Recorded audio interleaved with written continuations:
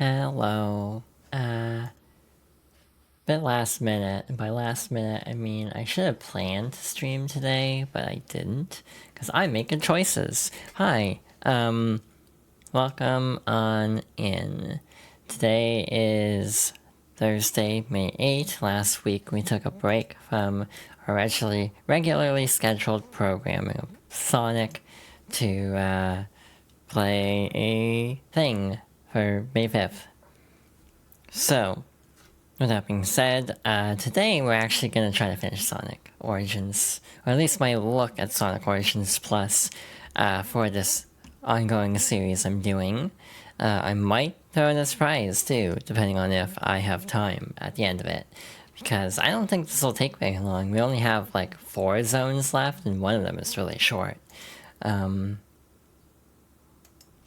So yeah, we will see how this goes. I'm excited. I like some of these levels. I can't say I like all of them, which the stream title should indicate one of the zones I don't like in the set that we're actually doing today. We're actually starting with that one, so that'll be funny. Well, fun, maybe not funny. So yeah, we'll probably get started very soon actually, because I am already running late as is. I meant to start like an hour and a half ago. So we're gonna get ready. I've also been cooking off screen, or off stream. I've been doing some major planning on like reworking my VTuber model, so that's been a lot of fun. I'm not really centered now that I'm thinking about it. I often sit like at a weird angle, which definitely does not help with tracking. So let's try to get that looking a little bit better. Yeah, that's a little bit better. But hi, welcome on in, everybody. This is gonna be a pretty chill stream as I'm very low energy, but we are gonna hop back to it.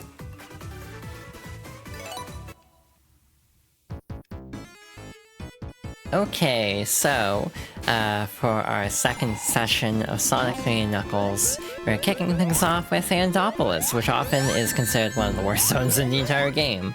I am not going to disagree with that notion. I don't like Sandopolis, it's coarse and rough and gets everywhere. However, we'll see how it goes. Maybe I'll actually be merciful for once, and not completely kick my ass, but we'll see. The biggest issue with Sandopolis is Act 2 has a really frustrating gimmick in my opinion, so I'll have to see how that goes. Yeah, if all goes well, we'll be able to finish the game up before too long, and I actually have a surprise, sort of, to toss in as well. I say surprise, sort of, because I think I actually mentioned it last time. But I might try to show off some other stuff too if we have time. At least I'd like to. In general, I actually think Sonic... I talked about this a little bit last time, but I think Sonic 3 is the stronger half. Sonic and Knuckles is good, but definitely I don't think hits as hard as actual Sonic 3. It kind of is interesting, the history of it. From what I gather, it was because of a brand deal, where basically... Okay, that does not kill. That's good to know. Because of a brand deal, from my understanding, they needed a Sonic game out by that holiday period. So they kind of just split up Sonic... Oh? They split up Sonic 3 and Knuckles partly to make that brand promo time. I think it was with McDonald's, if I'm not mistaken. It's also weird because the soundtrack is more, you know, consistent in Sonic 3, or Sonic and Knuckles in Sonic 3. You don't have like the split in composers, which is, you know, a good thing in the case of Origins, because they don't have to like swap out music with really not great sounding music. So yeah, in general, I think for this collection, Sonic and Knuckles almost fares better because you don't have to worry as much about the soundtrack. Again, even as someone who actually likes a lot of the beta songs, the arrangements in this game leave a lot to be desired. Anyway, hi. I hope everyone's having a good day today. My day has been pretty good. The fact that I'm streaming today at all is a good indicator, because I almost thought I would have jury duty today. And I was not. I was actively dreading that, to be perfectly honest, so I'm glad to be here in streaming. Oh yeah, another problem I actually haven't talked about is, I think they actually toned it down. But compared to like Mania, which has like a pixel perfect option of sorts, this version, Sonic Origins like collection, basically forces some level of like filtering. It's not too noticeable. Like even as someone who really dislikes bilinear filtering, I don't really notice it. So it's not horrible, but it isn't as crisp as it could be. I personally really dislike filtering of graphics. I prefer keeping things as authentic to the originals as possible, when possible. So maybe that's just me being a purist, but I personally dislike when the pixels are all smoothed out. It just makes it look kind of smeared in a way that really bothers me.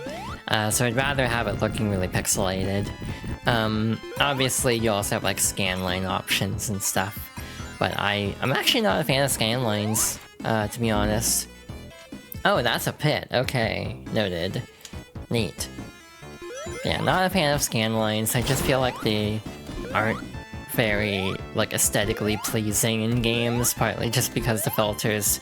Their definition of a scanline filter in a lot of cases just stick lines over the top of it, which, to me, doesn't quite hit the same as, like, an actual CRT. It's like, part of the effect, in my opinion, is kind of how CRTs in a lot of cases are kind of like bubbled out a bit, instead of like a flat screen. So I almost feel like CRTs, like, just putting scanline filters, it just looks not quite right. But again, maybe that's just me being a, like, stickler for this kind of thing. But even as someone who's pretty picky about graphics, I'm not, like, overly bothered by a lot of the issues, or like, stickler for, like, authenticity, to be more precise. I'm not, like, a huge, critic of Sonic Origins. I think it's adequate. I don't think it's perfect, though. Hi, AC, welcome on in. Thank you for the head pass. Hope you're doing well. For some reason, whenever I actually start streaming, I always am hurting a lot.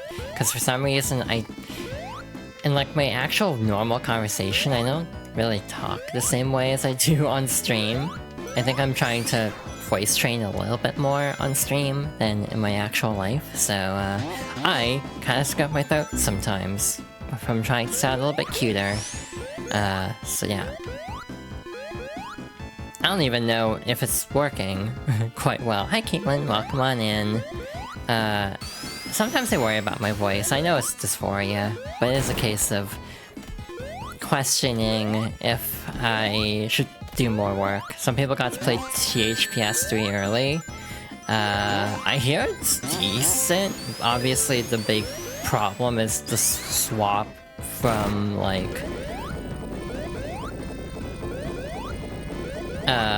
what am I trying to say? Like, the structure 4 to more of the structure of 1 and 2. And that was kind of polarizing, although I don't know if that's the case, if they're doing both or not anymore. The information on the game is so muddled, I can't even remember what the details are at this point. And it's also an interesting point, it's not Galaxy now, it's not Vicarious Visions, because they are part of Blizzard now, because Activision makes choices. Oh, did I not aggro the boss? Huh. I forgot you had to actually do that. This is also like getting to the point where you actually can run into the 10-minute time limit, because these stages get very long. They ported 1 and 2, so it's kind of like Sanzaru with Sly Cooper, where Sanzaru did the HD collection and then did Sly 4. It turns out porting games is way different than making your own, but again, I think I bitch about Sly 4 enough. My problem with Sly 4 is I think it's genuinely a good game. It's just character assassination, basically, and that just, you know, will perpetually drive up the wall ever so slightly. someone who worked on 4 and overall one of the best players in the community was invited and he was given positive feedback. That's good to know. I hope they're receptive to the feedback also, because like, in all honesty, I do think this collection seems decent, but I'm also like someone who knows nothing about Tony Hawk. The most knowledge I have on Tony Hawk is I watched a speedrunner. Like a speedrunner I watch from time to time kind of rotates different games, just trying to get like decent like personal goals in different like N64 games specifically. So they ended up doing the N64 version specifically of Pro Skater 2. And I think they had the world record in the N64 version specifically for a while. I don't think they still do, or at least I imagine they don't anymore. But yeah, that's kind of where the extent of my knowledge on Trolls doesn't have anymore. Yeah, I had a feeling. Because that was like years ago at this point. Hey, guess who doesn't remember how to get through this hellscape of Sendopolis 2?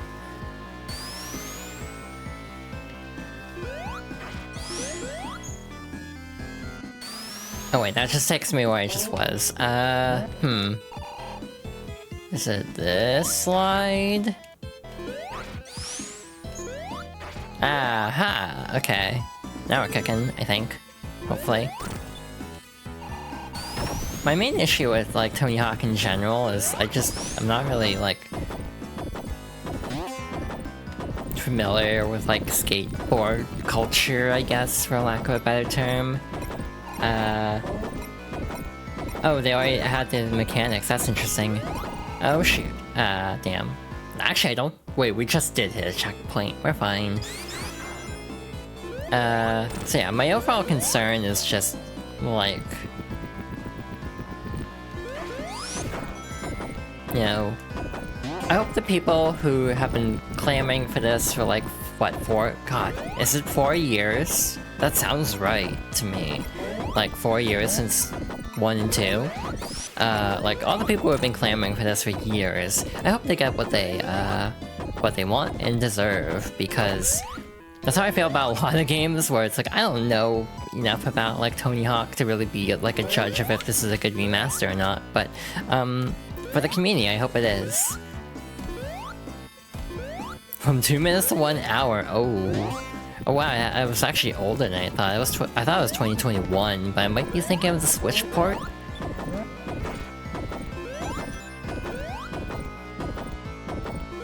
Also, like, straight up, I know it's not gonna happen. I really wish they'd go back and do a PS5 version of Spyro Reignited. And frankly, the Insane Trilogy too, because those are on all consoles, I think, capped at 30 FPS. It's like, with the Switch 2, I would love for them to go back to, the Crash and Spyro trilogies and, like, upgrade all the versions to 60 FPS.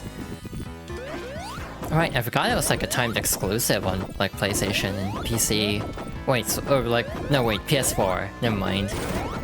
My bad.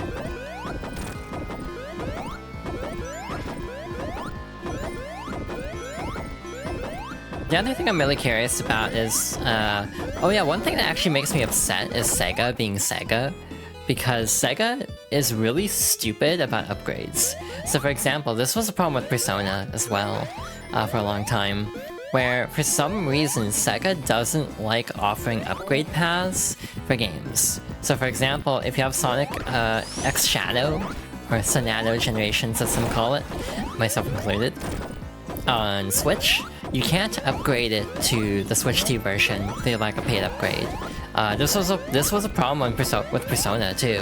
P5 did not let you upgrade, and it makes me upset because I don't want to replay Persona 5 again. I've done my time with Persona 5, however, with the stipulation, if you could transfer files and... oh shit, that's the wrong way. If you could transfer files and upgrade either through a patch or through, like a paid upgrade, I would actually be willing to play Persona 5 Royal again. but there is no upgrade. So if I bought the PS5 version of Royal, I would have to restart the game again. I've done my time. I love Persona 5.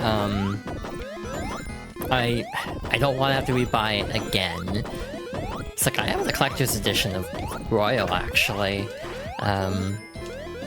It's really beat up actually from like multiple moves at this. Well, it would only be one move, but a really weird move because it was like a move. It's complicated. But yeah, not an ideal move, shall we say, without getting into personal details. But yeah, if they just let you pay $10 to upgrade P5R to the PS5 version, I would have done that, like straight up, and I would do a New Game Plus run. Foxgo's favorites would include Persona 5 on PS5. Oh shoot, I can't do that anyway, because that was a gender ago. I don't have that file anymore. Yeah, the GameCube thing is really frustrating because like CDPR is really committed to putting everything on physical media. Like they straight up were like, it feels like a disservice to not have it on cart. And it's like, damn, CDPR calling everybody out. Like I don't even like Cyberpunk. And even then, it's like I respect their stance on that. It's like, it's rumored to be on Nintendo's side too, just they're not offering like as many cart sizes. Part of me is like trying to be optimistic and thinking, oh well, vaguely gestures at things happening in the rest of the world and saying like, oh well, maybe once things he was hoping maybe things settle down at some point to the point where like more cartridge sizes are available, but Nintendo might just be being stingy at launch because of how effed up everything is. But again, or it could just be Nintendo's cheaping out. So the less generous reading of the situation, which frankly is also very likely. Yeah, the Puyo Puyo Tetris thing is really annoying because it's like literally, why isn't this like a $10 DLC for the old version? So yeah, I'm not really happy with Sega at the moment, but I also buy Sonic games not on Switch usually. I know I'm playing this on Switch, but like I have Sonic X Shadow on Xbox actually, which is actually a false, like, not a false equivalency, but like an argument that doesn't stand up as well as it used to. The reason I have so many Sonic games on Xbox is I liked having everything on one system for the most part. Which... Oh wait, is this... Oh, okay. Which meant if I want Sonic Unleashed, I have to play it on Xbox for obvious reasons, but the problem with this, or well, not the problem for me, it's good for me, the problem for the Xbox should be very obvious at this point, of like, oh wait, I actually don't need a Series X for Sonic Unleashed anymore. So I've considered swapping over my Sonic library specifically to PlayStation or Steam, just because I am kind of feeling like abandoning a ship here. I don't trust Xbox to stick around very long, if I'm being honest. There's actually a glitch in Origins where you can actually get killed, like you get hit by like, you get crushed in such a way that you just die, even as Supersonic or Hypersonic. So that's why I was like backing off and not being as aggressive. Yeah, Xbox is in an interesting position as they're making more and more things third, like, party, essentially. Like, just porting everything. That also happens in Air. Okay, good to know. So it's just a Sonic 3 problem, potentially. I love Lava Reef. This is probably my favorite song in Sonic & Knuckles, which is, again, kind of a bummer, and I just feel like Sonic & Knuckles doesn't stand out as much as 3. Like, I actually use my Series X a lot for the very weird reason of I like Fortnite. Basically, I feel like it's, like, basically Xbox has, like, rewards points. Sony actually got rid of their rewards point system not too long ago, actually. But even on Xbox, you get, like, you know, 10 to 15 points a day just by playing, like, a game on Xbox for, like, 10 to 20 minutes. So if I'm doing Fortnite dailies, it means I get points constantly. Therefore, hey, I can just afford stuff on or on Xbox without even having to like do a whole lot of work. Like, I can't remember the last time. I think the only time I ever actually paid for Fortnite was the Battle Pass originally when I picked it up, which was around like Chapter 3, Season 1, I think. I didn't max it out though. I never got all of the Spider-Man alts. I only got the main and symbiote, which were the two I cared about. I'm not really a fan of Future Foundation and whichever the other one was. To the point where I literally forgot those were even in the game. It wasn't until I saw someone else using them that I was like, wait, there were other alts for Spider-Man? Like, I genuinely didn't know, because I totally forgot. It's almost like that was 7 years ago or something. No, it was probably more like 5 years ago. Yeah, PlayStation Stars, like, I feel like everyone's immediate thought being like, wow, this feels like an NFT, says a lot about PlayStation Stars as an overall idea. Like, everyone's just immediately assuming that it's like, okay, there is clearly a problem with their communication. But yeah, that basically replaced PlayStation Rewards. I never used PlayStation Rewards for much because it always broke for me. It never let me actually like buy anything, even with rewards points from my account a gender ago. But what was I saying? I also feel like, in general, if I'm going to be playing Fortnite, I might as well also get rewards points, and then I can just buy Fortnite stuff using those rewards points. So yeah, like recently I picked up something in Fortnite. I think it was Crew, actually. I picked up Crew and it just saved up points for it. I had like 2 points left over from picking up a couple of cheap games on sale. I remember one was Ninja Gaiden Black. Can't remember what the other one was. But either way, I ended up getting, I had $2 left over, so I ended up just saving up to get, oh, I'm going in a loop. I ended up saving up enough to get Crew for a month. I actually started it too early because I wanted the previous LEGO Pass too. I forgot that the way Crew works is if you actually, like, start Crew, it'll actually give you a bunch of stuff that you would have gotten if you had been subscribed earlier. So for example, I basically maxed out the previous LEGO Pass instantly, and I wish I had known that's how that worked, because otherwise I would have waited until like the day before the season started. Either way, that means I have to finish the Star Wars Pass in like 10 days? No, it's about May 22nd, I think. Hey, I'm at level 50, do not judge. So yeah, I'm probably gonna finish the bonus pass before then. So yeah, that's on me for miscalculating the dates. That's also why I've been like burning through this season so fast, is because I'm aware that, oh, if I don't do this, then I will have to like, I won't get the final bonus awards. Not that I care that much. I'm not super into Star Wars in all fairness. I have so much resolve. I don't know if it's resolve or that I have a lot of free time. Oh, you can actually go through there. That's neat. Yeah, I think it's more of a free time issue than a resolve issue, to be perfectly honest. But yeah, it is a case of, I still use my Xbox quite a bit for Fortnite specifically. Like, I could move over to Switch 2 in a month. The only problems with that are, one, file size. Because Fortnite's a big-ass game, and I feel like it'll take up a large portion of the Switch's 256 gigs immediately. The other problem is I would not be able to get rewards points. So I will likely stick with Xbox for Fortnite as long as I have this Xbox. I'm kind of on the fence about continuing with Xbox into the future. They are like hiring currently for like next gen, for whatever that's worth. But many believe that we're kind of coming up on the end of Xbox. I don't think that's an unfair assessment. I've also basically come to terms with potentially never owning a PlayStation again.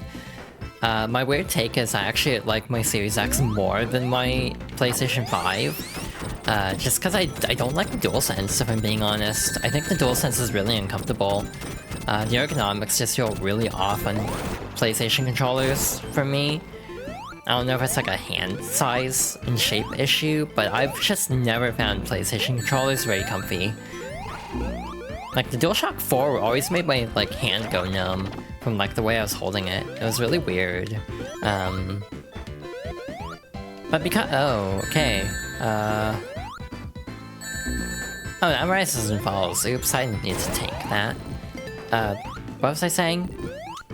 So, like, I do like my Series X more than my PlayStation 5, weirdly enough. It's kind of backwards from what I would have predicted. Could be realistically, you love the DualShock 4. Yeah, I just never was able to find a good grip on it. Plus, they all drifted, like, instantly for me. Like, I had a DualShock 4 that I barely used, and it got drift. And I don't know how that happened, because I barely used it. Like, straight up, I don't know what happened to that controller. It is a mystery to me. Probably the aforementioned move where my Persona Collector's Edition got a little bit murphed. That's probably the same time period that controller started drifting. I swear I'm going in a circle at this point. Okay. Actually, no, this looks good. This looks right. Yeah, we're good. Wait, that actually deflects the projectiles. It's really handy, actually. Oh, shoot. I'm trying to remember the trick to this, because there is a trick to it. Where, like, you can actually, like, combo the hands, basically. Oops, that's a problem.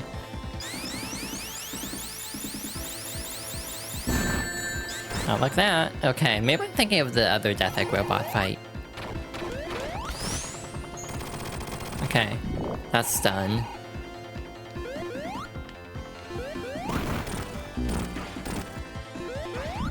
It's the other one, because that one uses both hands. Gotcha. Well, that was easy. Oh yeah, next is like the worst boss in the game, for some reason. I know Sonic Air actually adds the option of like turning down how many hits it takes, which honestly makes a lot of sense, because this fight is needlessly long.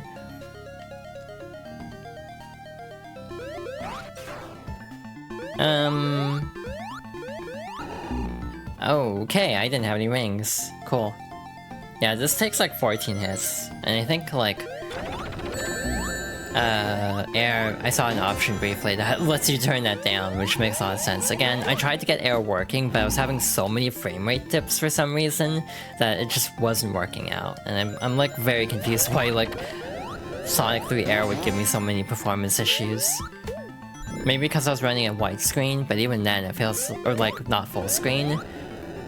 But it feels like it should have been running better, since it's ostensibly a Genesis game. It's like, I was very confused by how poorly it was running. Again, I probably could have fixed it by optimizing it, but it was also like the day before I was planning to stream the first part, so I didn't really want to like spend too much time like fighting it, essentially. Different bosses even harder? That's interesting. Like, this boss isn't that difficult, it's just annoying. Which is why I'm gonna try to just have Hyper built up by then, so I can just sit there and do nothing. The other feeling I have about, like, PlayStation 5 the PlayStation 5 specifically, is to play devil's advocate ever so slightly, even as someone who's not a big fan of it, I do feel like I've gotten really tired of the PlayStation has no games as an argument, because I personally like playing games on console. So it's not a matter of is this an exclusive or not, it's more of a matter of can I play this game without spending 20 minutes troubleshooting? And that kind of goes into the Sonic 3 Air talk, where it's like, I know Origins has its problems, but I'm not having as many tech issues getting it running at like a smooth 60 FPS, so it to me is worth it because of that. And again, it's like if I wanted to take the time to like, you know, tweak settings and just figure out what was going wrong, I'm sure I could get it running really great. But it's just a matter of, did I have the time or drive, for that matter, to like tinker with settings that much? And the answer was not really. So yeah, that's kind of my big argument about like consoles still, is I like the convenience of them. Just being able to like pop in a disc, spend like 10 hours downloading the game, realistically, in this current, you know, setting we're in. I've almost never died there. That's a first, I think. Because I always worry about that crushing me, and I never actually died there. Well, now I have. Yeah, that's just kind of my philosophy, where I do like consoles for convenience, and also just like, I multitask a lot. I'm very, like, undiagnosed ADHD, probably. But the problem with PC games is like, you know, having to take time to like tab out every time I just want to answer a Discord message. Like, this is the problem I have with playing Marvel Rivals on PC. It's like, it's really hard to like respond to friends at the same time as playing, while on the console it's way easier. So like, you know, exclusive full screen and stuff like that just kind of drives me up the wall a little bit. So even borderless full screen is what I'm running Marvel at. And even then, it's like, it can fight me for actually doing anything outside of the game. And so for the sake of multitasking, I do prefer console gaming. However, I have definitely come to terms with the prospect of offloading one, essentially, just going down back to just owning one. And the irony is, I think I'd actually be more likely to keep the Xbox than the PlayStation, which feels weird as someone who's owned every PlayStation except the PSP. I wanted a PSP, I just never could justify it. But I actually did have a Vita, very briefly. It was only about a year, but I did indeed have a Vita. It was mostly for Persona 4 Golden and Gravity Rush. So, hey, guess what? I very quickly got rid of the Vita. One of my biggest why didn't I pick this up kind of moments was actually the HD remaster of Gravity Rush, because for whatever reason it was like a retailer exclusive or something, like only at like Amazon, but it was like $30. So after their very limited printing of the game, it became extraordinarily rare, like $70–$80. And it's like, I love Gravity Rush, I'm not paying $80 for Gravity Rush. Gravity Rush 2 had a wider print on PS4, so it's actually way easier to find. It's like $10. It's also not as good in my opinion, but that's a whole discussion for another time. Hint, hint. But I genuinely wish I had picked up, because I remember seeing one at the time at like a GameStop pretty cheap. I should have picked it up, because I love Gravity Rush. It's a great game in my opinion. And having a physical would be nice, especially as someone who has to currently fight 2 accounts because gender stuff. Again, I could have just renamed the account, but I have reasons to leave that account behind, so it was just like, it felt better for me personally to just abandon that account and start over, which again means purchasers are stored across both accounts, which has the unfortunate like awkwardness of having to like figure out which account actually has the game in question. So like in Backloggery, you might notice some games are marked as like other in ownership. For mine, that's specifically noting games that are on my dead name account, for example. If anyone has looked at my Backloggery and wondered that is the explanation.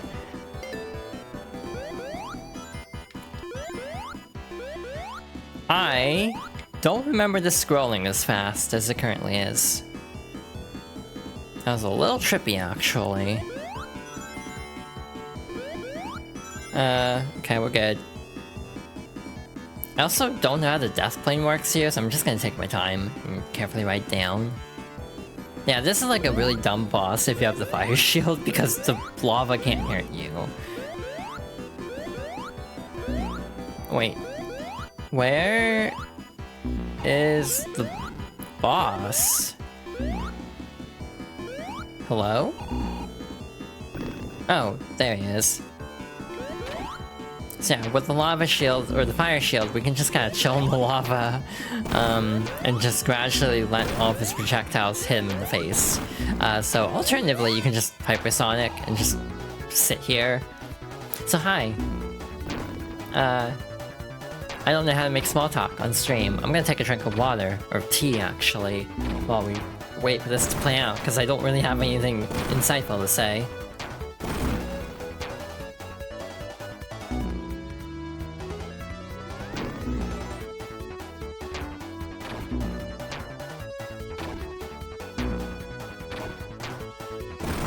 Yeah, this new super theme is like, it sounds like a Sonic 2 song. Also, its loop is very short. A problem I have with a lot of ports and remasters is lack of options. This is a very good example of that. I wish it gave you the option to choose which song you wanted instead of just forcing one onto you. I'm a big advocate of games having more options, basically, and letting you fine-tune things, like if you want the quote-unquote improvements or not. Ow, okay, I've got that, this can still hurt you. You can probably die here, huh? That'd suck. That'd be very unfortunate to beat the boss, which is already tedious, and then just have to, do it again, because, oops, lava. There's also a soft lock, in this version. I don't know if they ever fixed it, actually, but originally, there was a glitch where if you were super for this fight, the fight would soft lock. There are barely enough rings here to turn hyper, or super.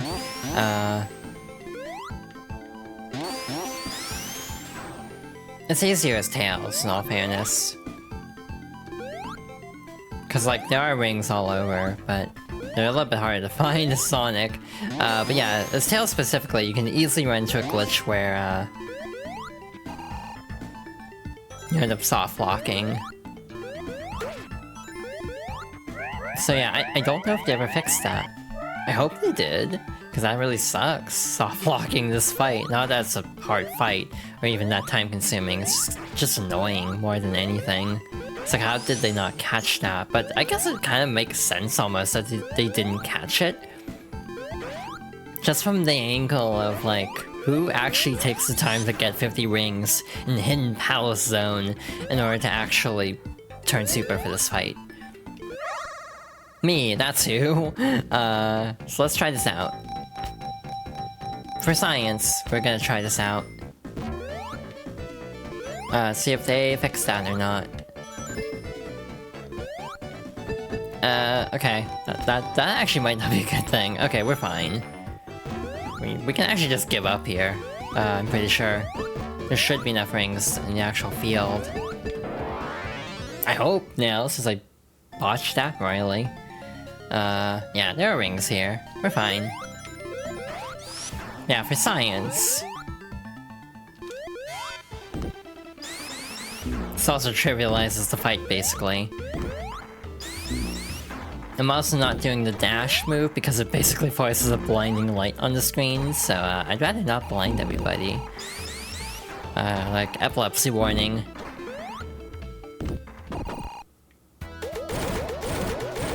Well, the super song broke. Okay, so the soft lock is fixed at least. Now we're stuck with the super theme. So, different glitch.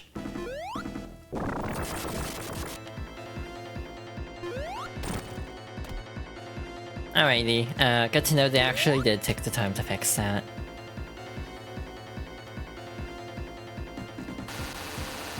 It's actually kind of hardcore, just like zapping the hell out of him there. I want to say also, Origins does speed up the animation of Knuckles standing up, like in the original Genesis version, it takes him longer to get back up. It's kind of funny seeing storytelling like this done in like a Genesis game. Like, it's actually pretty good for all things, you know, all things considered for the time. You know, conveying little story beats through these little short transition sections. I do like how Knuckles is also worn out because we just kicked the shit out of him. Especially because we're just hypersonic. Good old Sky Sanctuary. I wish I had better memories of you than I do now. Truth be told, I'm not the biggest fan of Sky Sanctuary, though part of it's because of, reasons that aren't this version's fault. I just don't like I don't like Sonic Frontiers' versions of Generation Sky Sanctuary. That's a weird caveat to stress.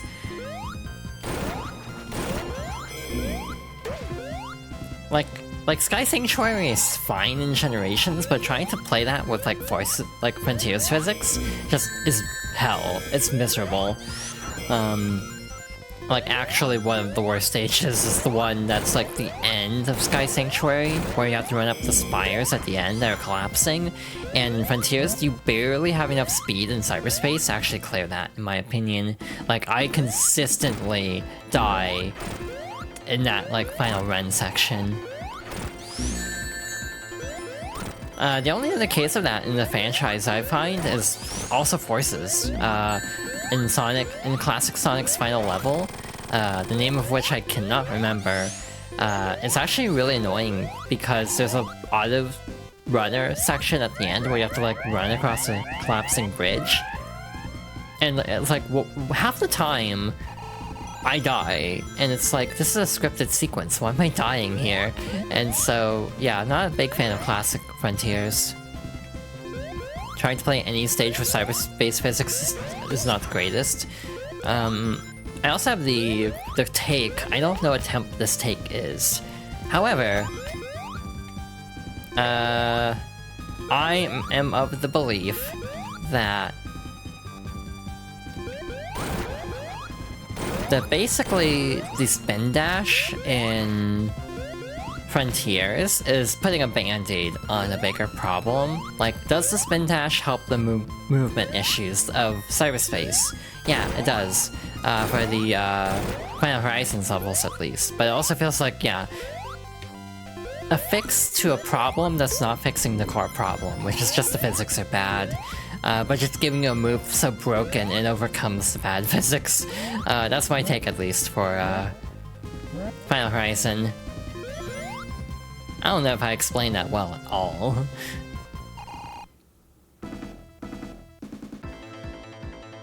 Yeah, it's very overpowered and kind of amusing because of that, but that's like the nicest thing I can say about it is, you know, it's fun how broken it is. This is a little boss rush of Sonic 1 and 2 that's kind of nifty. With Mecha Sonic, who hasn't really ever come back at all. Alright, hey, you want to do like a 2-year bet here? I'm not like betting with anything actually of value, because I don't really have much to offer in all fairness. But just to give a hypothetical question here. So, what do you think are the odds of like Mecha Sonic showing up in one of the movies someday? Like, do you think that'd ever happen? Like, I don't know if that would happen or not.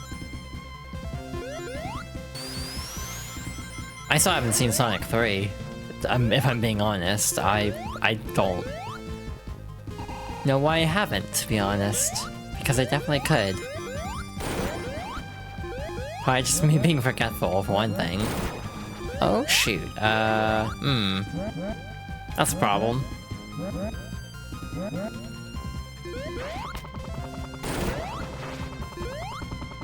I hear it's really good, in all honesty. So I am curious, but I've also never seen the Mario movie. I also don't watch much period anymore.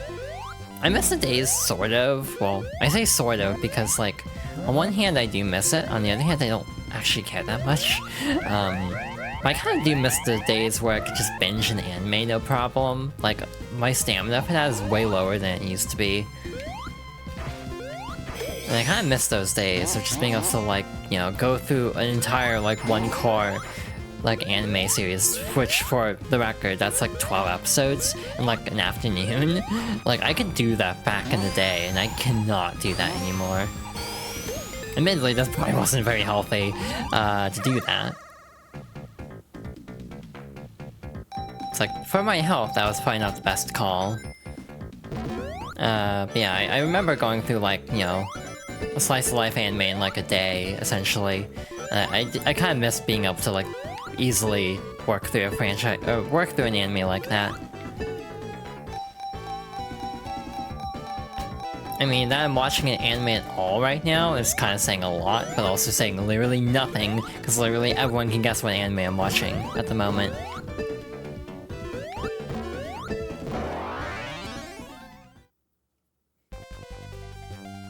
Like, it's very predictable if you're gonna try to make a guess of what anime is Yuna currently watching on your own time. It's very easy to guess.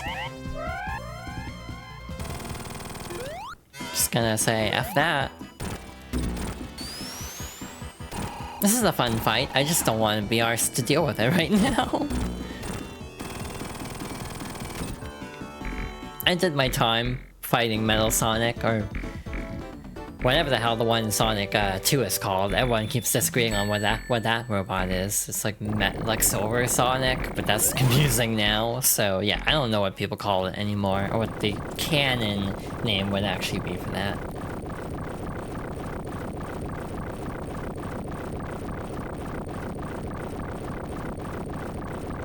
So yeah, I'm trying to think of anything else going on, like...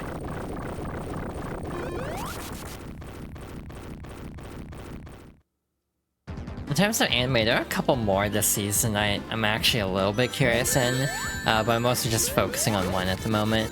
But yeah, this is the first time I've, like, kept up, like, weekly with an anime in forever. And again, it's very predictable. But it's actually been kind of nice, not gonna lie.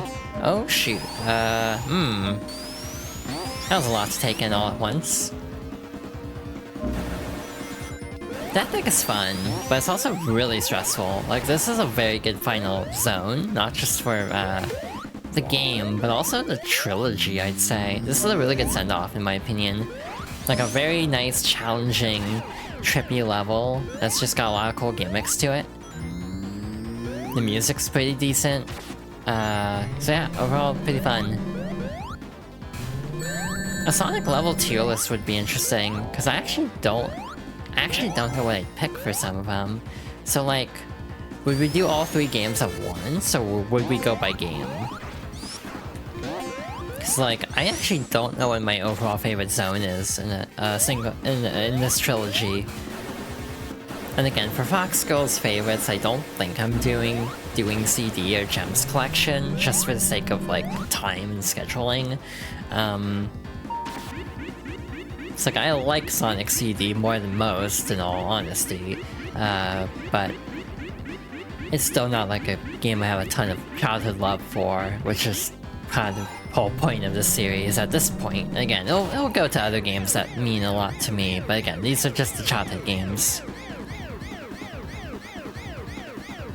I also am kind of torn on the next one we're doing, because it's an RPG, but it's also a short RPG, so it's like, I don't know what kind of time frame we're looking at for finishing it. Probably 4 streams at most, maybe 3. It's only like 10 hours. Especially because I know what I'm doing, because I've played this game obsessively for so many years. I'm just gonna be reckless. This is a horrible idea, but I'm committed now. Oh, okay, I didn't know there were actually springs down there. How lovely. This weird sequence here. Alright, okay. Right there, right on. Sonic Rush is also a consideration, but I don't know how the special stages would go with my setup. So that would be a concern there. Because those are very touchscreen intensive. It's like, oh, let's just play Osu in the middle of the Sonic special stage, is basically Sonic Rush's gimmick.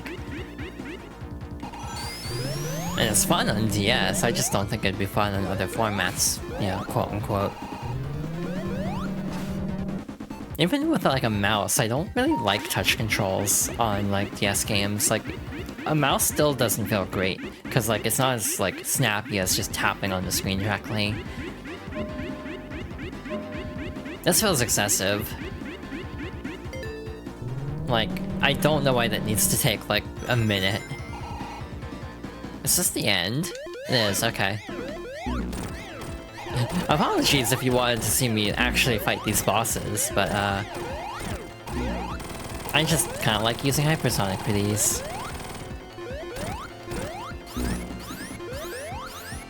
Okay. Okay. We're fine.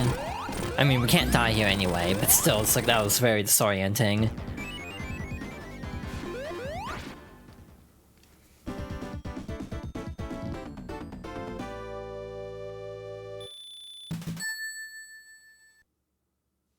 Okay, Act 2. Curious how this'll go. We actually will end up pausing partway through to take a break, I'm pretty sure. That's fine, this stage is a lot anyway. We might actually get to a very organic break point, but we'll see. Oops, I should have gotten the upgrades.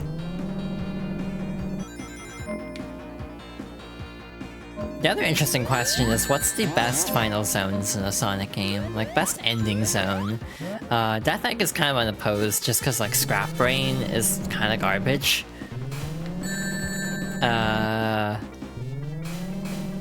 Like, in terms of difficulty in the 3-act thing, it's just kind of annoying. Conversely, Death Egg in Sonic 1 is only one zone, it's just 2 bosses, so it's like... I don't think it's a very good zone, even though I think it's a decent enough final boss set. The other thing is, Sonic Mania obviously has a good final zone, but I actually don't like Act 2. I think it's very confusing. Like, I love Sonic Mania. A couple acts in that game kind of don't vibe with... I don't vibe with a couple of acts in that game. They're just going on a bit too long. Like, you can actually kind of tell that, like...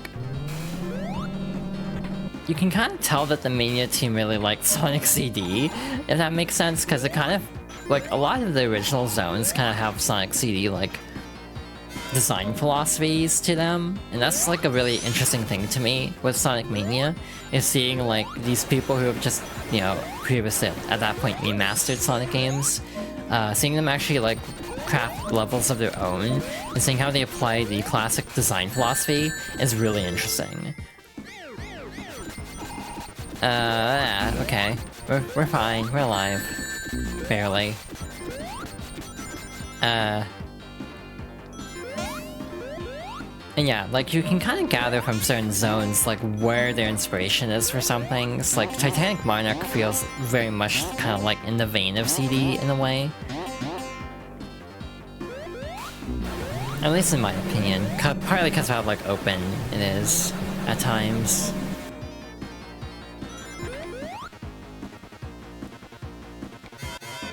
And, like, I can't remember the name of Superstar's final level, but that level can go to hell. I don't like Superstars. The more time passes, the less I like it, I think. It's such a shame, too, because, like, Superstars has potential. Like, there's good ideas in it. It's just there's a whole lot of bad in the way.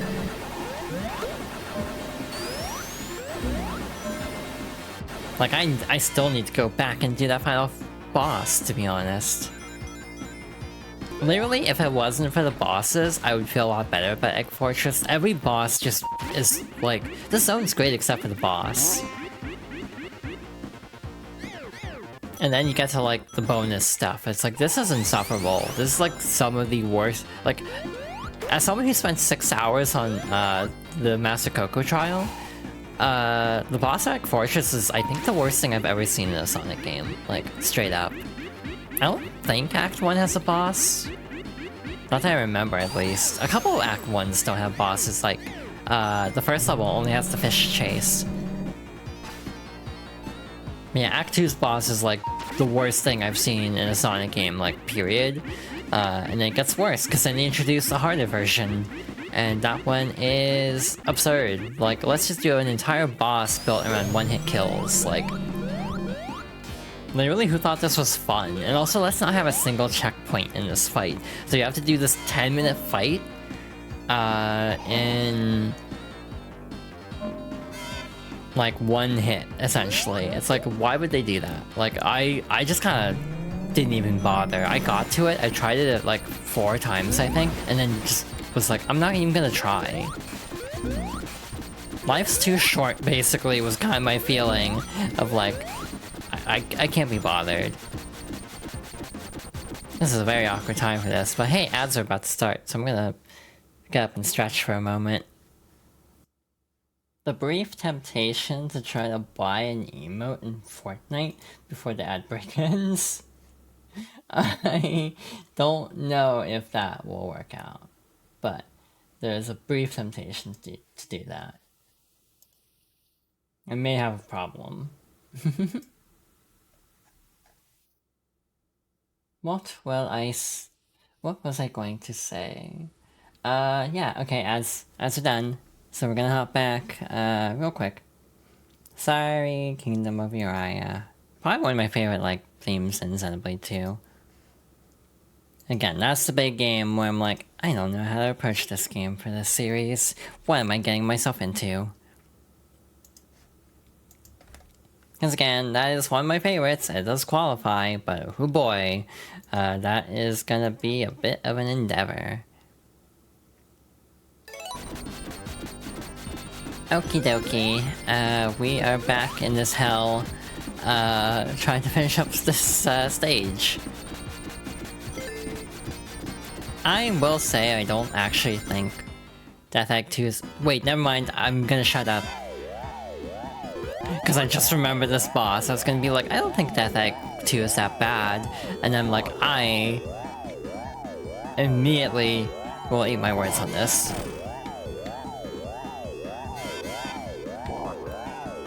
Yeah, I don't like this boss, it's very annoying, it just takes a long time, and also it's just very hard to hold on to rings, at least for me.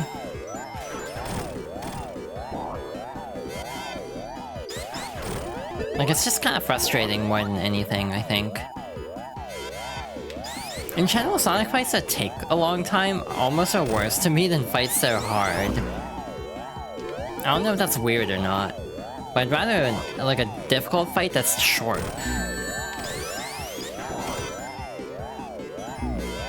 That's not what I meant to do, game. Okay.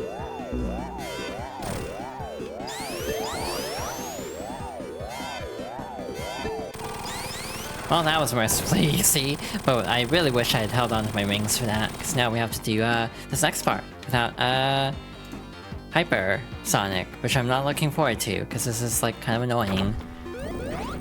Oh shoot, I've got the floor collapsed. Oh, that could have been real bad.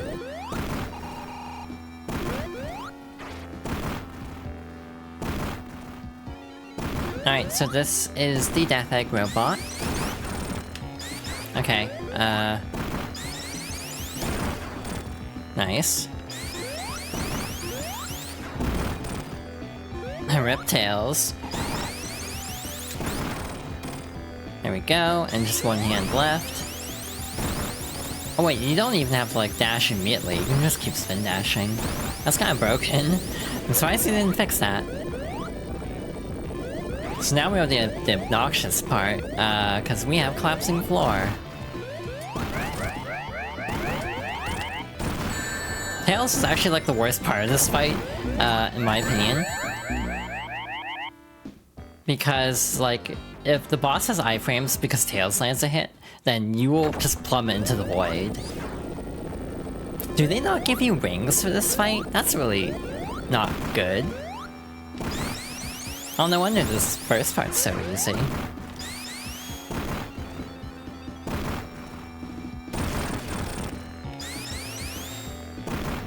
Yeah, I forgot that aspect of this fight, which I'm not a fan of.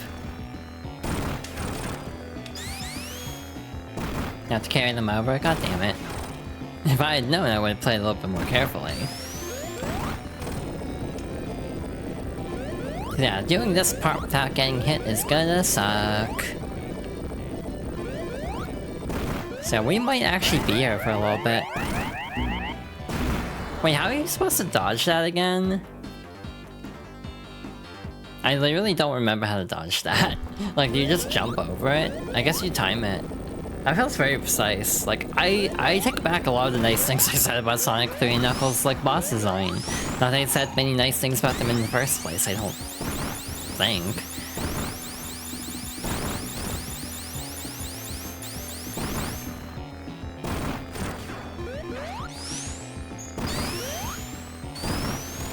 Like, in general, I just feel like the Sonic and Knuckles portion's a lot weaker than the Sonic 3 part. Yeah, the third phase is also really obnoxious just because, at least in Origins, I don't remember the original enough, it's very easy to die. So yeah, I can't remember the last time I've done this fight straight. And by straight, I mean... God damn it. By straight, I mean like, without rings, for one thing. It's easy to die in the original too, gotcha. This will take a bit, I think. I forgot how hard this was. This is gonna take longer than the actual final boss. The final boss is easy.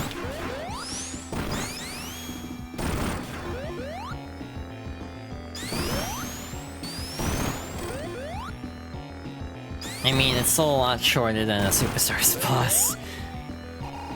5 or so lives, that tracks. This is the one I should have been worried about, not the other Death Egg robot. So what, attempt number 4, I think?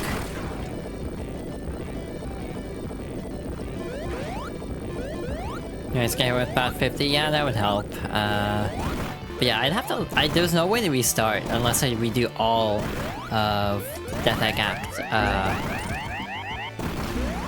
Death Egg Act 1 and 2 again. Because you can't, like, restart from one act. You have to restart the whole zone. The other problem right now is I'm talking. It's really hard to hear an audio cue if I'm talking over it. Which is just the unfortunate part of streaming a game like this, is like the lasers... Like, to me, the easiest way to dodge the laser is an audio cue. So yeah, if I can't hear it, that's kind of a problem.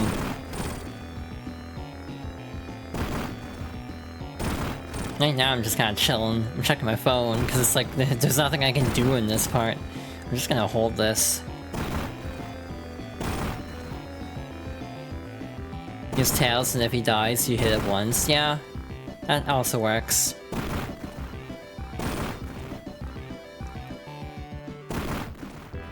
I think I'm rushing too much, that is ultimately the issue. But Sonic's about going fast.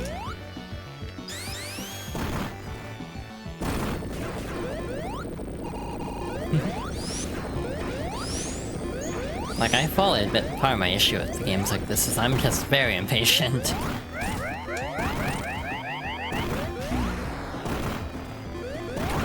Feels like a very tight time window.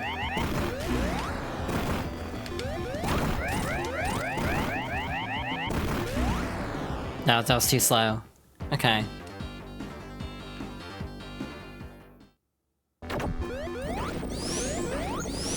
Going fast, there's a marble and labyrinth. I mean... Sonic 3 in general has faster pace to it.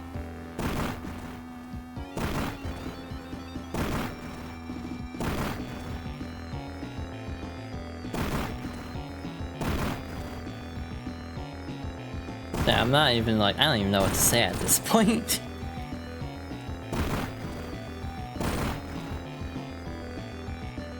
Like, there's not much to say, I think.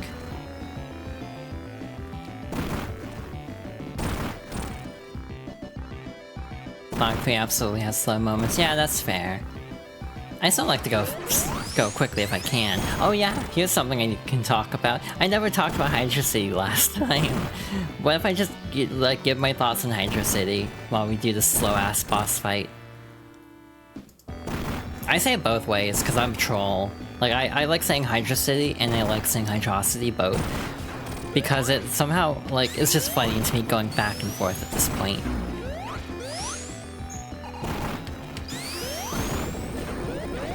The water zone, yeah.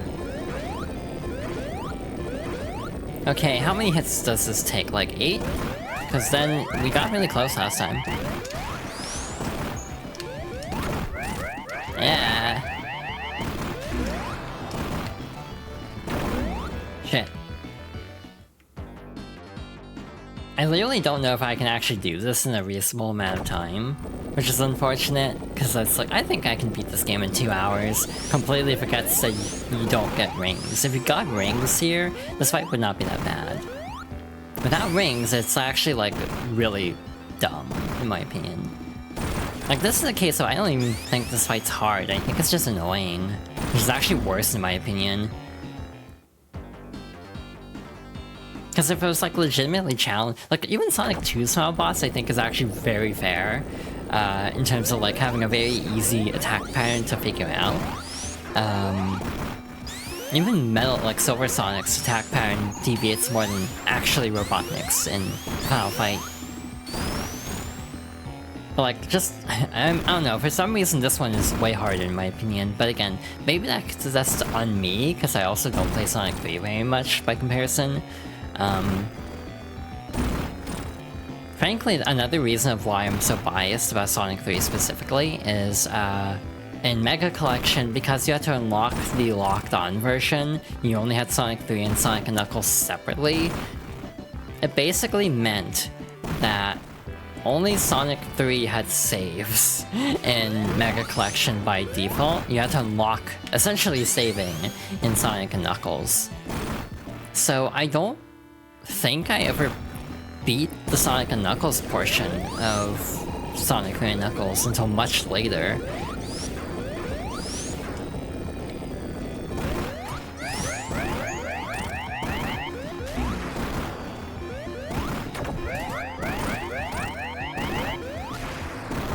Did I insta-shield through that?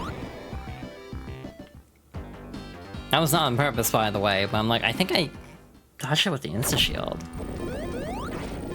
I think I eventually unlocked it through, like, sheer force of will and just resetting the game a bunch, but I don't think I ever... It took a long time for me to actually finish Sonic and Knuckles locked on. Sonic Classic Collection on DS, damn, that's a throwback. I don't know anything about that version, to be honest. I hear it's, like, adequate, sort of, but I do recall some, like, frame rate issues.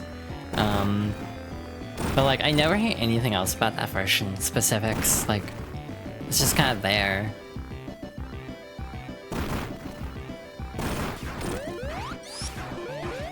Perfectly cromulent. Again, I actually don't understand that reference. This is not the first time I've heard it, like, recently.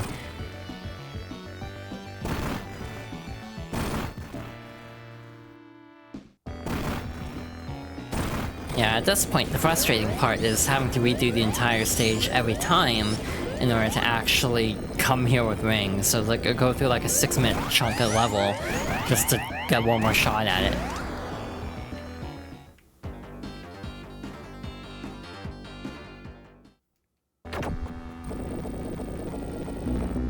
I wasn't even looking. That's on me. I'm just zoning out at this point.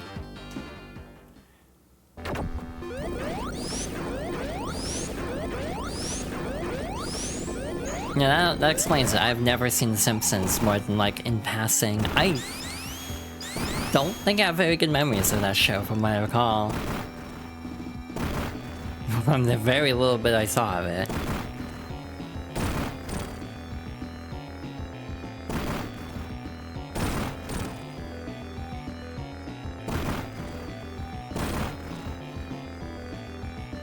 One more.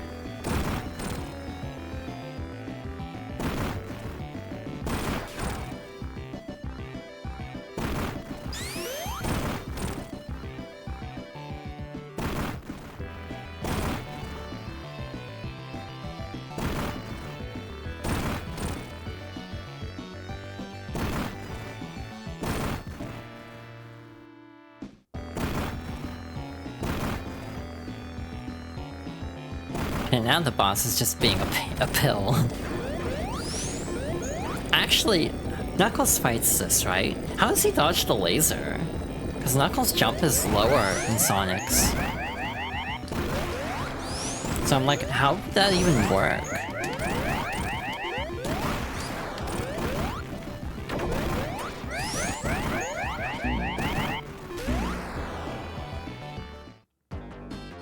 Oh wait, does it end at Sky Sanctuary? Never mind. Yeah.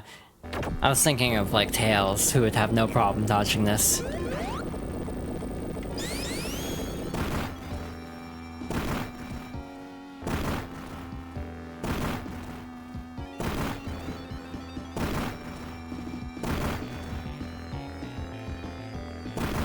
Yeah, this would actually be impossible for him. Without super form. Even like Hydrosity is a pain in the ass.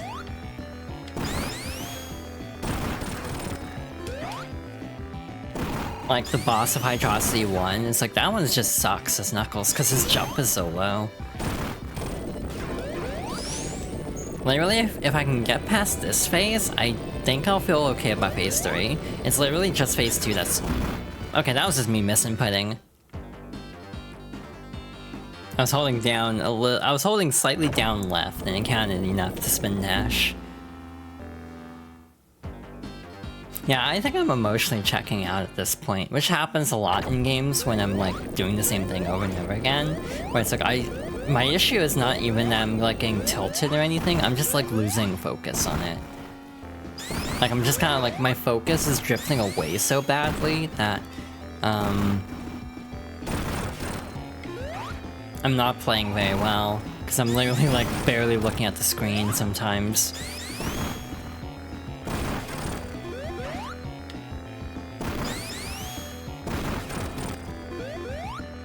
I don't know if I'm the person to be expecting God Gamer skills out of. At least at this Sonic game. At some Sonic games maybe, but not this one. Again, I like Sonic 3. I think it's the best one. But again, my way of thinking is I very often split up best and favorite. And like, this is not my favorite Sonic game. That would probably be Sonic 2 or Mania. Like, in all fairness, like, I think Sonic 3 is still really good, though. It's probably the best of the trilogy. But, after this experience, I think, I actually am losing... Like, how to put this? I feel like I felt, like, the weird thing about this replay is I felt better about Sonic 3 before this replay than I did during it. Where I'm like, you know what, actually, I don't think I'm as into Sonic 3 anymore. This is literally something people experience and actually kind of dread replaying games because of... Some people actively dislike replaying games because they're afraid of, like losing, some of the positive feelings that they once felt for this game.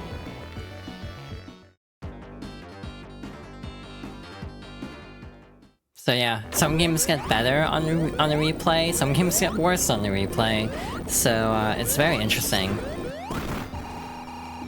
Yeah, this is not my first like rodeo with this game, to be fair. Like, I've played this game a bunch of times, like maybe 2 or 3 times. But like literally, I've never struggled this much on this boss, like straight up. Like, I don't know what's happening today. Maybe I'm just feeling really off my game. Because frankly, I started late, later than I'd hoped, and there's some other issues going on that I'm not privy to talking about at the moment.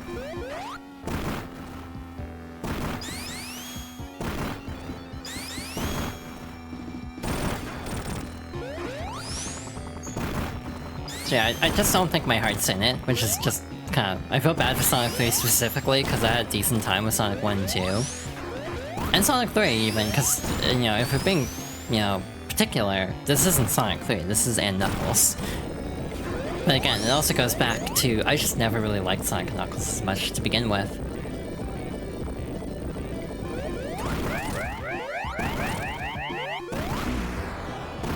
I need to wait until after the flame. You need to be more patient, basically.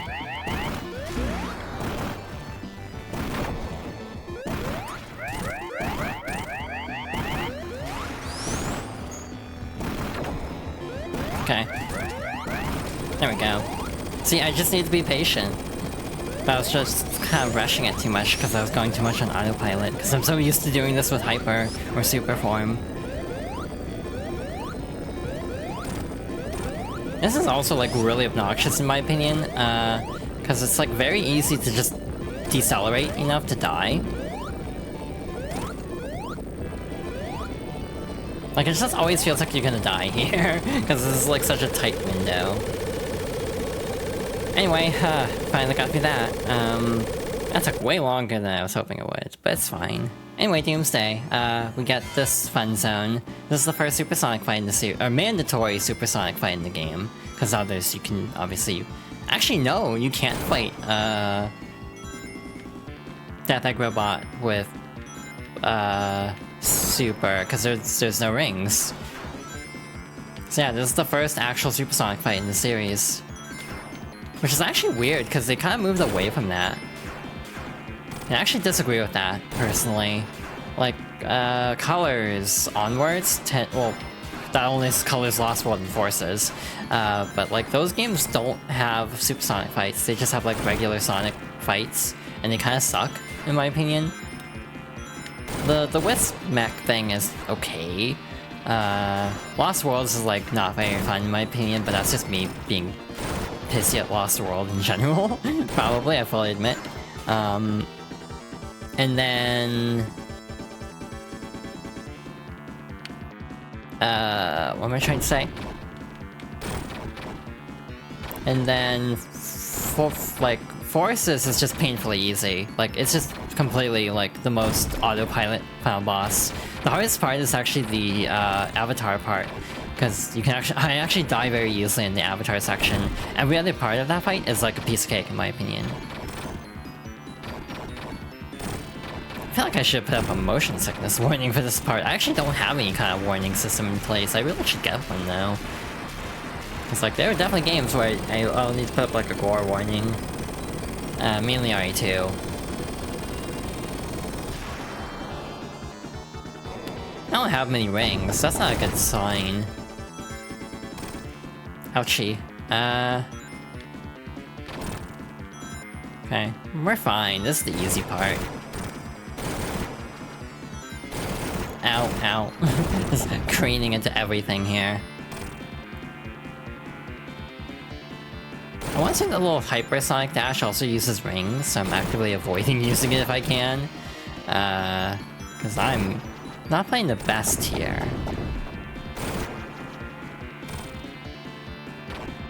Yeah. The only game that does both exclusively final boss and also playable normally, yeah. Of the 2D era, yeah, that makes sense. Rush has really good final bosses in a way. I don't know if I like them as much going back to them, because I don't feel great about Rush in general. The soundtrack is great, it's just the difficulty curve is like absurd in Sonic Rush. Anyway, hey, that's Sonic 3 Knuckles. That was a bit more of an ordeal than I was hoping it would be, but we finally got through it. Again, overall, Sonic 1, 2, and 3 are all games that mean a lot to me. These are very nostalgic games that definitely warrant the favorites label for this series. They definitely mark the point, like Pikmin last time, which is branching out to like different series that are very outside my comfort zone traditionally. Again, when I actually got this game for my birthday, I immediately went out and also bought Adventure 2, and got a lot of mileage out of that game. Again, Adventure 2 would also be in this series if I hadn't just played it, like in October. Maybe someday we'll go back and try to 100% it, since I don't have all the achievements anymore. Because again, dead name account. But yeah, maybe we'll do that someday, but... In general, I do think I go 2, 3, and Knuckles 1. And if we're tossing in CD, which we didn't play, but, you know, maybe someday I'll play on stream. It'd be 2, 3,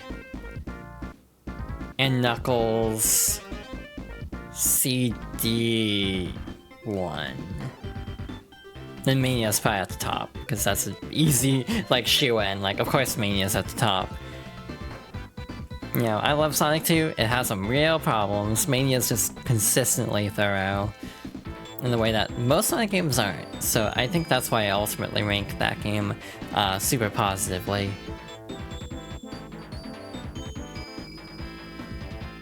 So yeah, I'm still a Sonic fan. No matter how much I bitch about Sonic in its current incarnation as a franchise, I still consider myself a Sonic fan. I still will play every game, even if I don't always end up loving all of them. Again, mixed feelings on, like, Forces, for example. No, Forces I'm actually kind of more positive than most. Frontiers I'm less positive than most. It's kind of like weirdly backwards in a way. But also, like, you know, Shadow Generations is great. Didn't quite land for me personally, even though I can admit this is really good. But yeah, I'll keep playing Sonic games until they're, as long as they keep making them. Because I'm committed to this franchise and I want to see it continue to improve. I do get why the mentality of like, oh, this is a step in the right direction. We've been saying this for 10 years now. So I kind of get the frustration with that. But also I do hope that the next Sonic game that's like full budget, because Shadow Generations is still a budget title, they just, in my opinion, use their budget better than with Frontiers, where you can feel the budget run out of the game. But with Shadow Generations, it feels like the scope was just designed to be smaller, so the budget actually doesn't feel like it runs out the same way. So, with all that being said, I am looking forward to seeing what they do next with the franchise. This will not be the last time Sonic shows up in this series. We will likely end up doing one more Sonic game, but that's like, in this timeline of my life, that'd be like 3 years from now, in terms of like, 5 years between that chronologically. But again, real world time, hopefully we'll get through these faster than I played them in real life, but we'll have to wait and see on that. Because I still have to get through like a Final Fantasy or two at some point. No, wait, those would be after. Well, there's still like a couple of Paper Marios, those would take a bit. So yeah, there's one more Sonic game that definitely fits the bill, but it's probably, I've already just said it, but again, a little bit unexpected. Again, for Fox Girls favorites, they have 3 Paper Marios, no, 2 Paper Marios, Mario and Luigi, that one's short, 2, maybe 3 Final Fantasies, 2 Xenoblades. So yeah, this is gonna be a very long-running series. This is not gonna be resolved anytime soon. But again, it gives me a foundation to just be like, I don't have to think about what game to play because there's just a very easy option. But yeah, the nice thing about the little island dioramas, as much as I don't like this being a paid feature to be able to zoom in, I do like how it reflects the world state of the game as you're playing it. So for example, it's crashed here, it's crashed at the beginning. When you finish Sonic 3, the Death Egg is there, and then when you finish Sonic 3 and Knuckles in its totality, then the island is floating again. So I think that's really cool. You can also press Y at any time to just cycle through all the variants of the ones you've unlocked. CD does have a variant too, but the others don't, which makes sense. You also have the Spinball Island as like the original content area. You have a full story mode to go through all 4 games. You also have the Game Gear stuff that we sort of briefly touched on last time. Museum is the 3D Blast Island, which again, I really wish 3D Blast and Spinball had been included. Because as is, this is sort of like it. Even if they were just like ports, I'd be happy with them being included, even though, because it just feels weird having the islands here, but not the actual games. However, I have a plan, so I'm gonna swap to something else really quickly, I think. Hello, welcome on in. I'm just setting up something. We just finished Sonic 3 and Knuckles on Sonic Origins, but I quickly wanted to hop over to something else and really quickly show it off. I'm gonna give it away right away because I'm switching categories in a moment. If If it's listed here. Huh, okay. That's interesting. I don't know if this is actually listed here in its traditional version. So oops, I guess we'll just leave it alone. Even though it's not actually going to be Sonic.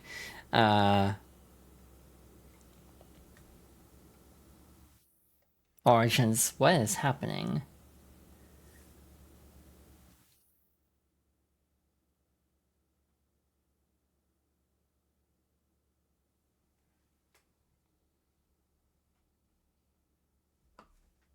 Oh, that's not plugged in. One moment.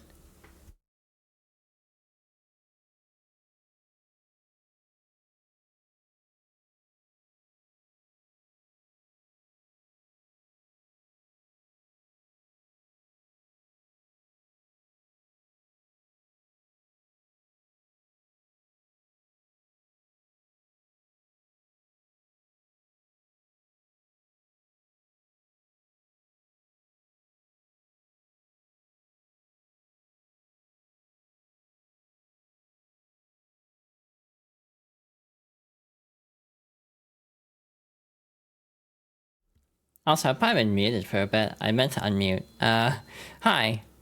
I'm trying to set something up here really quickly, just to show it off briefly. It is not working, which is a problem. For a few reasons, it's a problem.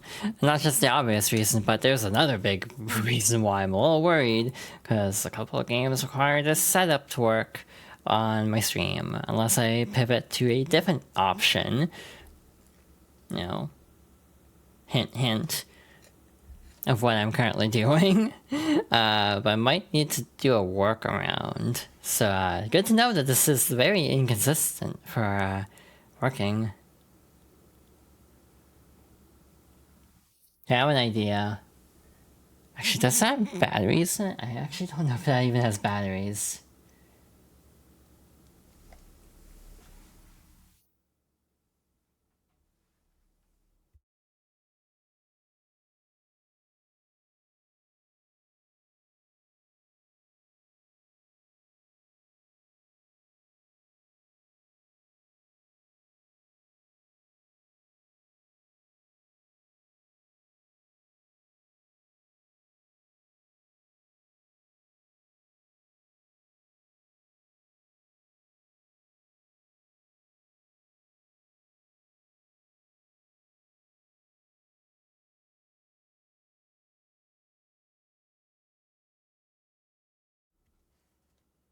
I'm like, what song is this? Oh, it's Splatoon. I'm like, what is this? So yeah, I'm trying to get something running. I don't think it's gonna work. I'm gonna have to troubleshoot this, because it is not turning on. I have one more solution to try before we give up on this for now. Yeah, just a little quick look at something before we end off. If this will turn on. But again, that's a big if. I forgot this version was... I forgot this existed. I haven't played the campaign in a bit. Oh shoot, that's something else I should plan to do, huh? Yeah, I should do something special in a couple weeks.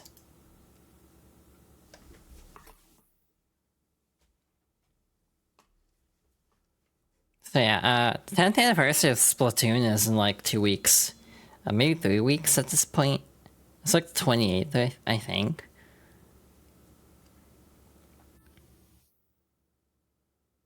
So like, I might try to do something for Splatoon. We'll see. Again, I don't want to overcommit. Yeah, it's been 10 years. I remember being there day one for it. That was fun. I still have a lot of good memories of Splatoon 1 specifically. I like Splatoon 2, I think, better in general. And I actually still really love Splatoon 3, even though I know that game is very divisive in some ways. Mostly just not being necessary. But I almost feel like unnecessary sequels is kind of like a misnomer sometimes, because a lot of times it's just a fundamental, like, Yeah, needing to like update the code base essentially instead of this version that they've already been tacking a bunch of stuff on to over a period of years.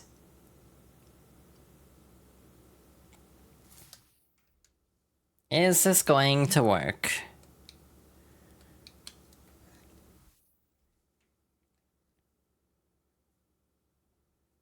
Yeah, I think Splatoon 2 has better vibes for sure.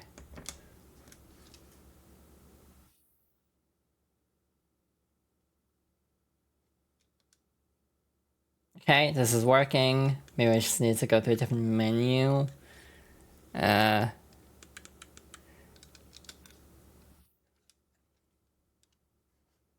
deep cut. We're gonna pause the music because I'm finally getting this working.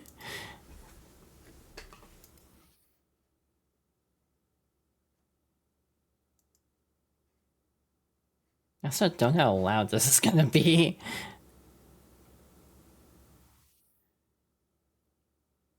Volume warning.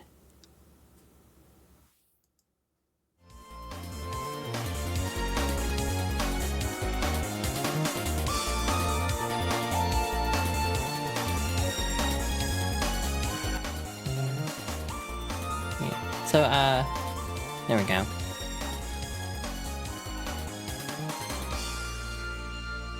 Alright, so really quickly, I wanted to take a look at the Sonic Mega Collection, which again was the version of Sonic 1, 2, and 3 that I grew up with. But for the sake of actually trying to do a stream playthrough, if I had to actually do like a continue code or something, or like have to restart the entire level every time I ran out of lives, the last part of Sonic 3 definitely would have taken even longer. So, and also special stages would have been nigh impossible for Sonic 1 and 2. So I do not regret my choice to go with the Origins collection for the sake of convenience, even though those versions do have fundamental issues that I wish had been smoothed out a little bit more. So, hey, this is all the games.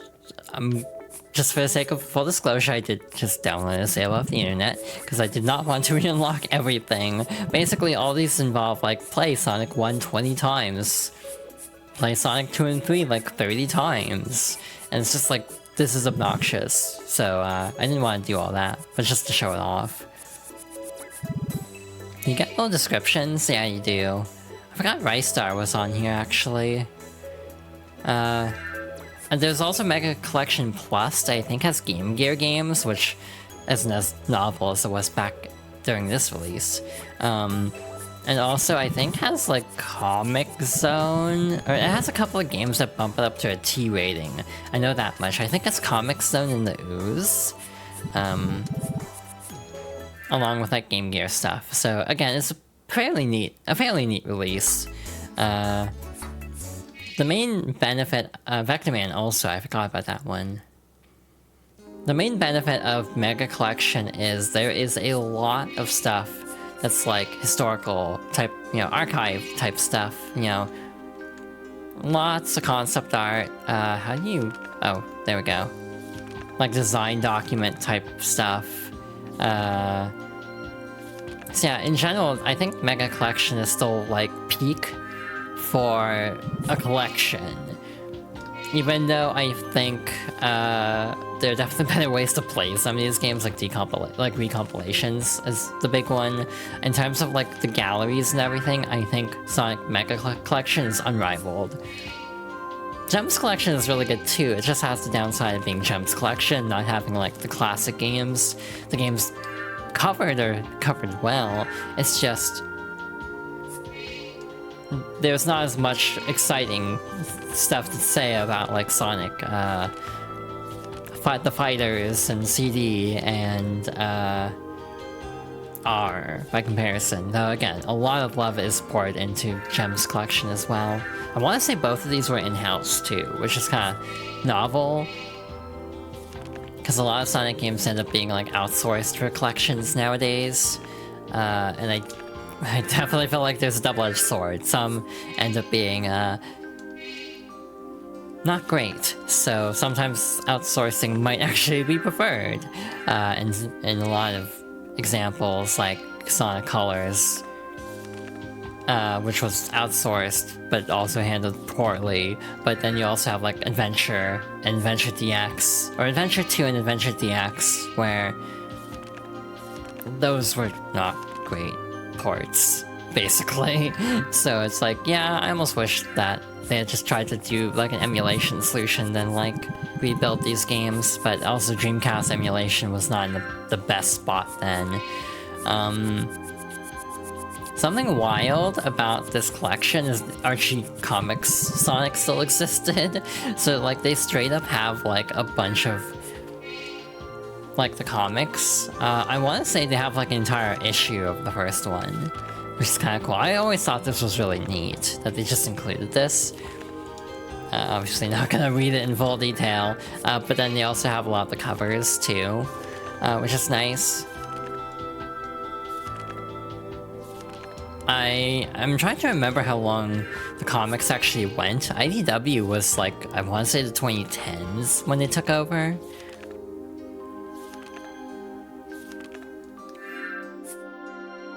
Entire Super Special number 0, and then like every cover up until the time of release. There's something really weird about the art style of these games. Like it feels sort of off-brand, even though this is very like true to how Sonic was drawn. Like the first like couple issues feel very like Sad AM, but like the Sonic 1 box art where like the quills are like drawn that way, and then it's like over here it's like we're kind of getting more like parody, I think, with like the way Sonic is drawn in general. Like you don't have like his head and then the quills are kind of like behind, so you just have like the rounded shape of his head like you do in the Sonic 1 box art and like these early covers. Most recent at the time of this game was the 10th anniversary, which was 2001, I think. In this era, they gave Sonic like really long quills. Like he could definitely stab someone with his quills in this.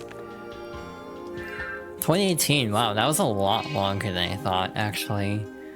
And there's a Knuckles comic arc, which is a whole thing, legally, from what I gather. There's a, Sonic Chronicles says hi. And it's like special issues. So yeah, it's just cool that they have all this stuff in here. It'd be really cool to have, I think they have IDW comic covers in Origins, to be fair. And they have like special movies, they have the CD opening and ending, but it's the American versions. This is like a trailer, I think. And then they have like Sonic Advance 2 trailer. This one's really interesting, if I'm not mistaken. If I'm remembering right. Yeah, this song is not... Wait, actually no, this is pointless to show separately. I'm just gonna go over here. If I'm remembering right, I may be misremembering. But like, I remember being enamored by this video as a kid. The funny part with this video is I didn't even understand a lot of these, like, the release order of these games for a long time. So I genuinely was kind of taken aback by Sonic Adventure DX, which came out after Battle. Like, it was genuinely confusing finding out Sonic Adventure DX was also Sonic Adventure 1, but a remake. Because I wasn't quite familiar with, like, the Dreamcast when I was, like, 8.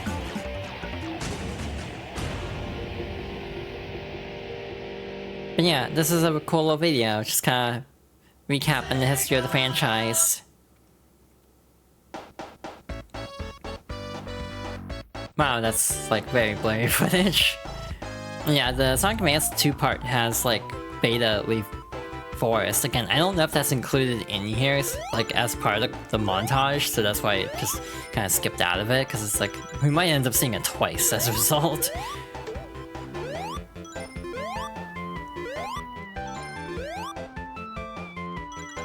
So yeah, very nostalgic. Again, I watched this video like at least a dozen times as a kid, I'm pretty sure. I watched this a bunch, and I definitely took a lot of time going through all the comic covers. I don't know what the hell is happening with that sound chip though, but yeah, that does not sound right. No, it's the way they've captured the footage. Something definitely feels off. This is actually like the second major Sonic collection. Major being in air quotes, because there's also like a Sonic 1 and 2 and like Spinball collection on Genesis, but like the first really big collection for Sonic was Jam on Saturn. Oh, hi Kuro, welcome on in. We finished Sonic 3 in a reasonable amount of time, so I ended up just booting up Mega Collection to kind of talk about that for a little bit. It's kind of weird how much Amy is associated with tarot cards now, because that was like only in the manual, and it's like heavily incorporated. Yeah, that interlacing is very obvious. You can see the bobbing of the screen there. Again, I would have played the Mega Collection versions if I wasn't worried about like dying a bunch and getting all the emeralds, and again, that clearly paid off as the right choice, given how much we struggled a lot in Sonic 3. Yeah, it's Sonic and Knuckles style screen with like the 3D models, and then there's like, you know, 3D Blast obviously uses them. 3D Blast is kind of interesting because it was actually outsourced to Traveler's Tales. Former director of Traveler's Tales that ended up doing a director's cut as like a separate mod. I've kind of thought about doing 3D Blast for like a game clearing at some point if they ever do like a re-release, but the problem is I don't think I'd actually do director's cut. I think I'd want to. Ooh, that is running in this video on my screen. I don't know how obvious it is on the feed, but that looks pretty chunky for some reason. But Sonic Jam has a whole like 3D world, so it's very tech demo-y. It also has like easy and hard mode options, I think, for the classic games. I've always wanted to play this though.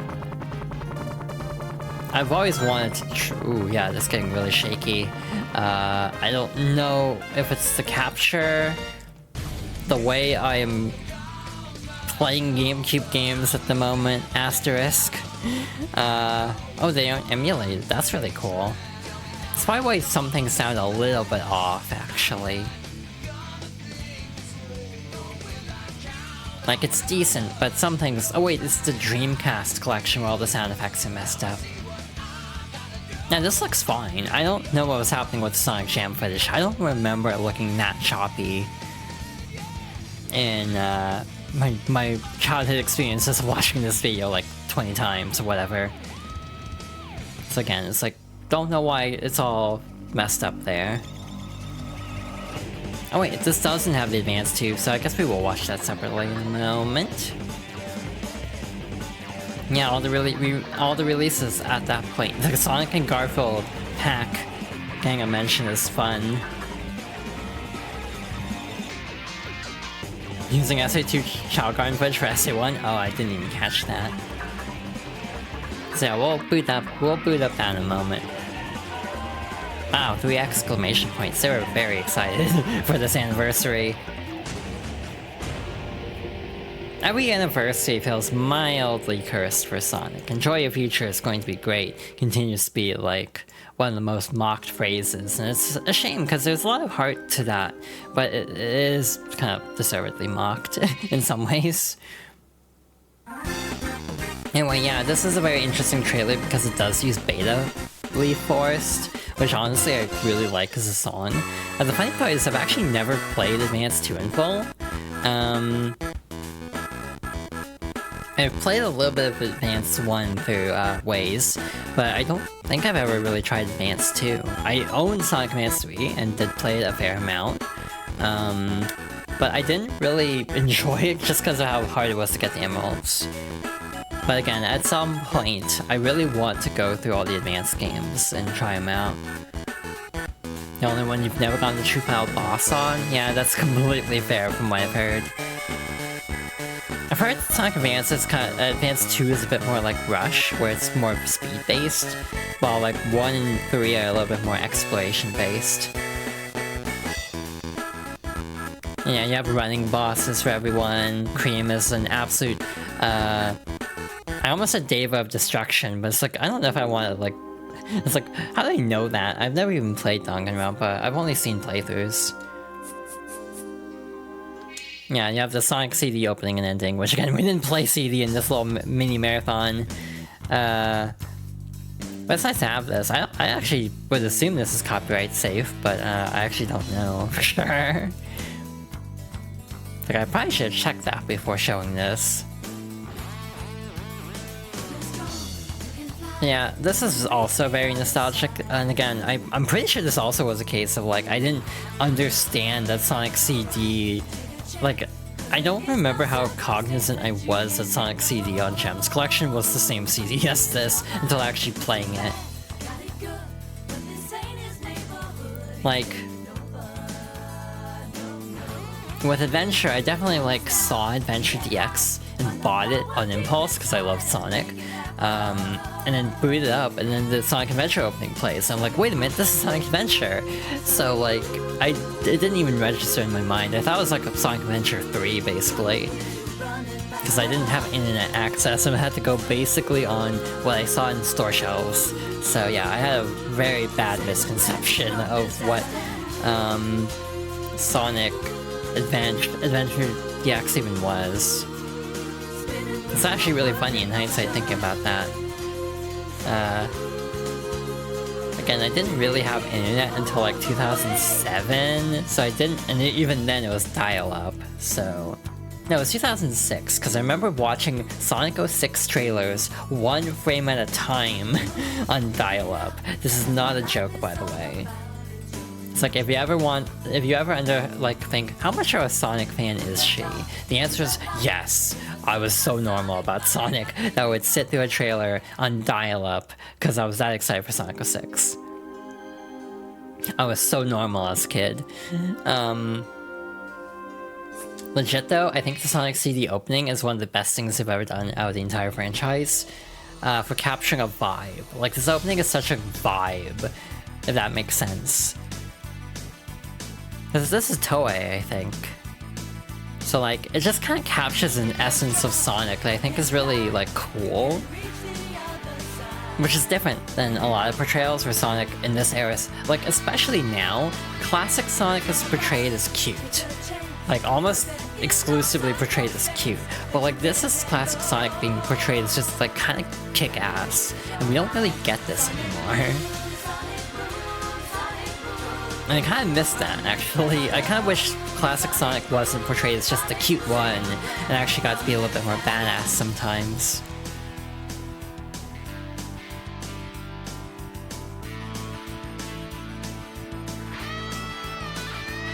Sonic 06 also was my first... Wait. Sonic 06 was also my first experience with Breakout, now that I think about it. Fun story. There was a Flash game that was just Breakout. I always preferred the OVA animation more than this, which is funny. Huh. I mean, I think the OVA animates very well, and Sonic also still has a very, very similar look to this. So yeah, in general, I do miss this era of Sonic having attitude. Like, Sonic just flips a guy off in the Sonic OVA, or at least is believed to. Some think he's not flipping off. But either way, it's like Sonic has an attitude in this era, and it's kind of forgotten, I think, that classic Sonic was also portrayed as very edgy, as like the not Mario, which again is, I think, part of the reason why Sonic stood out so much as a kid, in a way. Hi GB, unfortunately we're actually just wrapping up here. I did want to quickly go over that they also have all the manuals for the games too, which is nice. I actually don't know if these are the full manuals. Like, were they only 9 pages? I feel like they should be longer than this. Like, they even showed the little, like, you know, notes section, which is cute. Yeah, like, it's cool having all these in here, and I wish, like, Origins had included this too. Yeah, manuals to all the games. Yeah, that is our look at the original 3 Sonic games, and a little quick glimpse at Mega Collection. So yeah, Fox Girls favorites will be returning to Mario before too long. We have Superstar Saga coming up, but also some other franchises too that I'm very excited to cover in the future. So look forward to that. And also, with that being said, thank you all for watching. We're gonna call it here. I was expecting this to be a 2-hour stream, so that worked out very nicely. Next stream will be Monday. We might start Superstar Saga, or I might do something else. I'm on the fence. But yeah, about 4 PM Pacific, as usual. I'm getting to the point where I'm consistently streaming on Thursday enough that I might actually start doing schedule graphics of Monday, Thursday. Ads are about to start, so we're gonna kind of wrap up quickly here, I think. I don't have a raid message, so logical place, I think, to send everybody right now. I think I'm gonna... Like, there's a lot of people I want to raid, but they keep playing, like, really spoilery games, so I'm just like, I just end up raiding, like, quote-unquote safer targets that aren't doing, like, as spoilery of games. So unsurprisingly, we are going to be raiding Star in a moment. Again, don't have a raid message for today, but thank you all for watching. Hope you enjoyed. Again, we'll be back Monday and hopefully next Thursday as well, with some more streams. Again, might start Superstar Saga on Monday and do something else on Thursday. I'm probably not going to double up as much anymore, just to try to diversify. Like, not streaming just 1 game for a week, but like 2 games a week. But like, less time in both games. So yeah, trying to figure out the best balance of everything.